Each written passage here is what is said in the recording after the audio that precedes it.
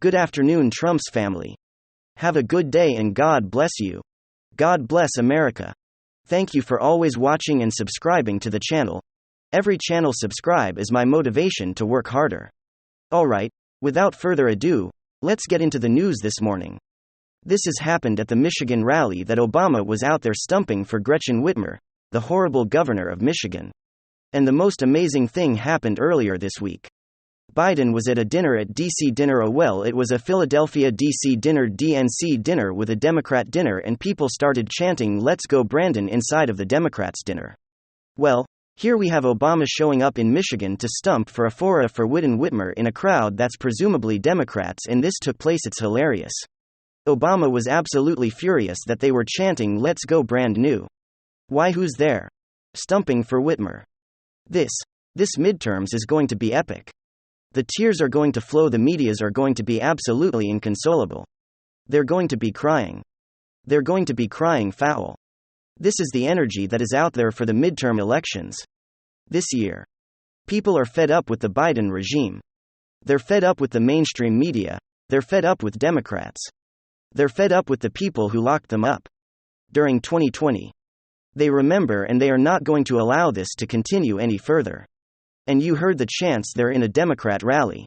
Let's go Brandon. Let's go Brandon. Amazing. Love it. He was furious, too. I'm sure he's going to have to explain it to Michelle when he gets home. Well, who would have seen this one coming?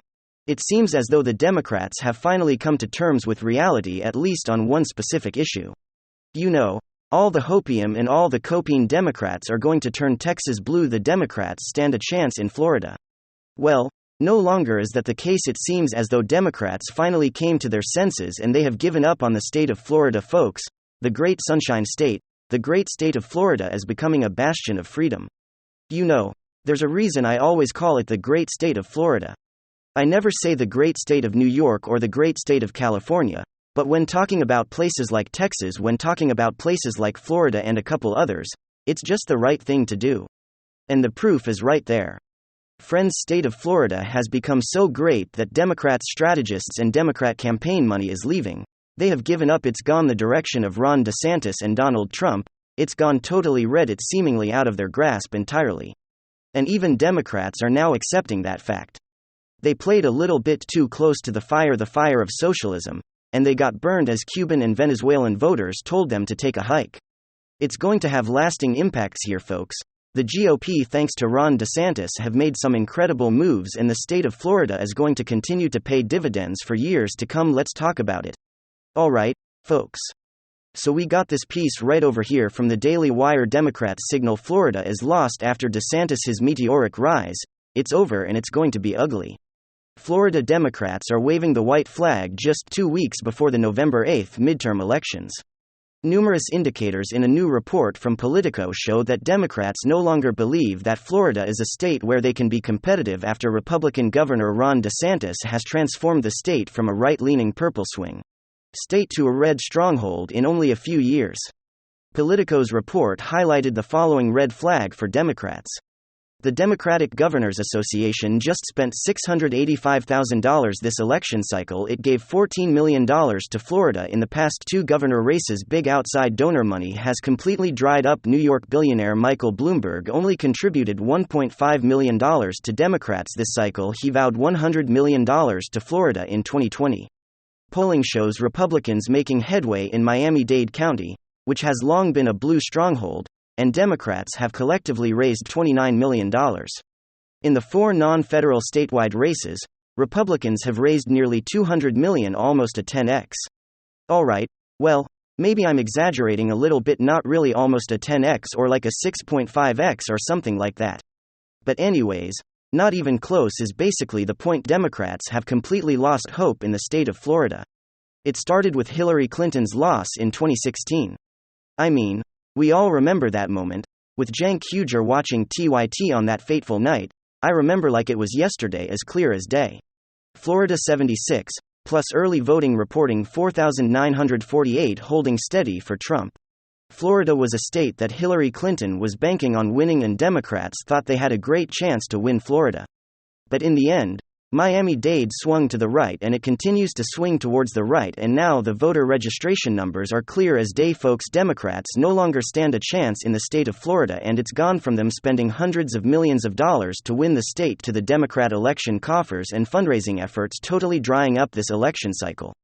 There is no more money. Dems aren't even trying to put up a fight in the state, they have given up. But let's continue reading the article. DeSantis won the state in 2018 against a now criminally charged Democrat, Andrew Gillum, who is facing 21 felony counts by less than half a percentage point. Former President Donald Trump won the state in 2016 by 1.2 points and won the state in 2020 by 3.3.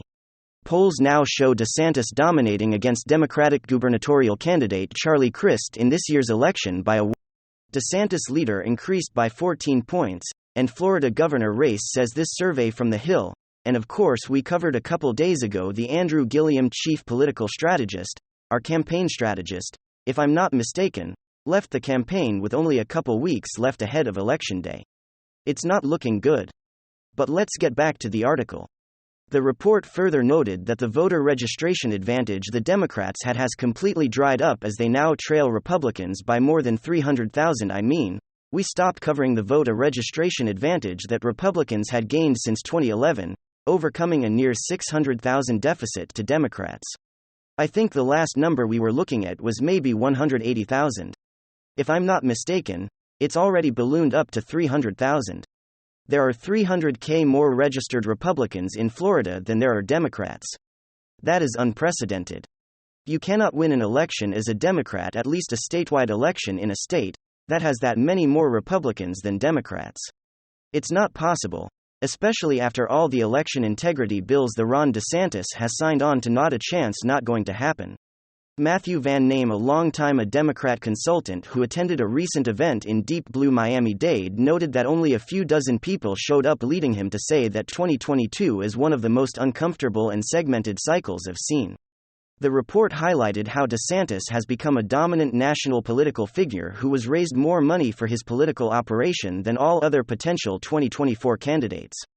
According to one recent survey, DeSantis also has the highest net approval rating of any major U.S. politician. And that's absolutely true. We've covered that as well. Ron DeSantis is competing with Donald Trump in terms of the actual grassroots fundraising that he's collected. He also refuses to say whether he's going to run in 2024. But the simple fact of the matter is, and this is why I hate the whole Trump versus DeSantis narrative. They're both rock stars. I don't think people should be dividing themselves. And if Donald Trump decided not to run and Ron DeSantis took over, good luck, Democrats. He's got over $100 million in the election coffers, if I'm not mistaken. And he is the most popular politician in the entire country in terms of his approval rating. That's just a fact, not to mention the state of Florida, which is 29 electoral votes, he is guaranteed to win. It's not even going to be close, meaning this traditional purple swing state is 29 points guaranteed in that right-wing column. Look at all the polling data, folks. Donald Trump is winning in the state of Florida against most Democratic contenders. Ron DeSantis isn't just winning, he's clobbering any opponent, any Democrat opponent in that state by double digits, and even Democrat political analysts. No, let's take a look at this quote. I think Ron DeSantis will win Miami-Dade County. Left-wing, historically blue Miami-Dade County, I might add, said Ross Evans, or Evan Ross, rather a longtime South Florida-based Democratic consultant. Democratic voters are not all excited or motivated by Charlie's campaign right now. I think it will be close, but I think DeSantis beats Crist here. The only thing that might give Charlie Crist a chance of becoming governor would be DeSantis aggressively campaigning for him over the next 2 weeks. Ross said, translation, it's over and it's going to be ugly. And so there you have it, folks. The state of Florida as a Republican stronghold. No longer a swing state. Democrat money has dried up. Democrats are fleeing. They don't want anything to do with the races. The idea that Val Demings stands a chance, not going to happen. Charlie Crist is a nobody. Democrats know it and Democrats are fleeing. Good. You've spent nearly 4 years talking about how dangerous Ron DeSantis is, and how terrible and fascist right-wing Florida is. Take a look at Joy Reid. Just the other day on our show. Everyone listen to this. And tonight with Florida, which I would argue even with Texas existing has emerged as the modern state in this country that comes the closest to a modern-day version of Jim Crow. And just hear me out. If there is a state that better exemplifies the right of MAGA Republican rules in the state of Florida, that the governor has named in very Orwellian fashion, the free state of Florida, I honestly don't know where it is. I don't know what it is. I mean, Florida has it all. A law banning gay people from declaring their existence at school teachers.